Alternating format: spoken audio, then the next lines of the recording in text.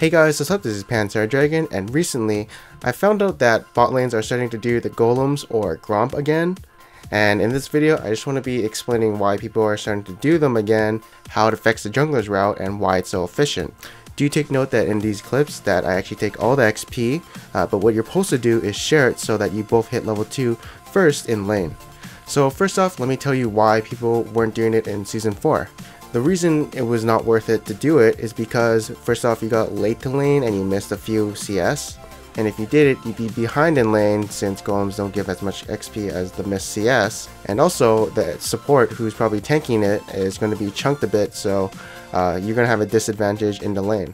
But in Season 5, they increased the jungle camps now when you first do your first camp, so you hit level 2 if you're soloing it. With this experience increase to the camps that you first do, this means a new thing for the bot lane where they start doing golems and Gromp again.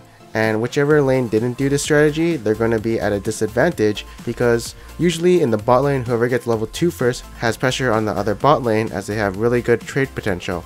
And if you do share experience, it's also 4 creeps to level 2 instead of 10, so even if you do miss some creeps when going to lane, you're definitely ahead of your opponent. Also do take note that when you're about to finish the camp, position yourself in a way that you're closer to the bot lane so that you can get there quicker and not lose CS. And unlike this clip, as you can see I'm more away from it, you want to be more closer when you're about to finish the neutral camp. This right now is a must in solo queue, and this also gives blue side a definite advantage because they have to do golems, which is really easily kiteable, while purple side has to do the Gromp, which they can't kite and does a lot of damage.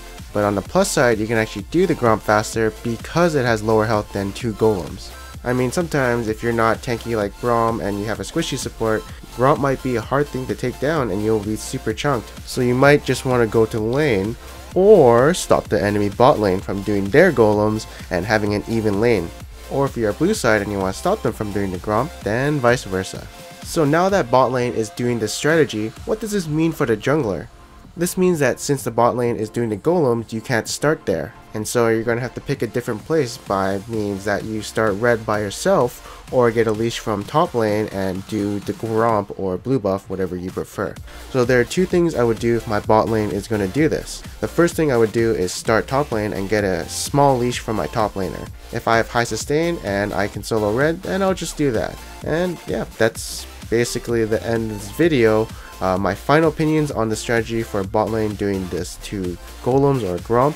But yeah, that's the end of this video. I hope you guys enjoy it, and personally I hope they actually take out the strategy because it kind of makes the jungler go a linear route rather than a different route, so he's kind of predictable at the moment. And so I really don't like this cheese start for the bot lanes, but whatever, it is Riot's game and you're just gonna have to learn to adapt if they're gonna keep it.